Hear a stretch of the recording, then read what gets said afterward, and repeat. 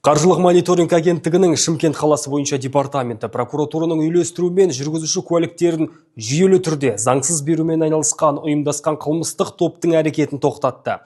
Тергеу барысында 2023-2024 жылдар аралығында азаматтарға арналған үкімет мемлекеттік корпорациясының нөмір 2 мамандандырылған халыққа қызмет көрсету орталығының басшылығы Мурашимовпен бірге бірқатар лауазымды тұлғалар жүргізуші куәліктерін алу рәсімін теориялық және практикалық емтихандардан өтпей заңсыз алу схемасын ұйымдастырған анықталды.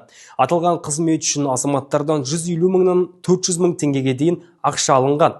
Нәтижесінде 500-ден астам адам заңсыз жолмен жүргізуші куәлігін алған. Қазіргі таңда тергеу аясында 200 миллион теңгеден астам сомаға бағаланған күдіктілердің мүлкіне, оның ішінде 2 жеке үй, 2 пәтер, 2 жер телімі және 10 автокөлікке тәркілеу мақсатында тыйым салынды.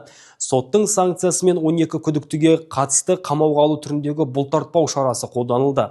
Қылмыстық іс бойынша сотқа дейінгі тергеу жалғасуда.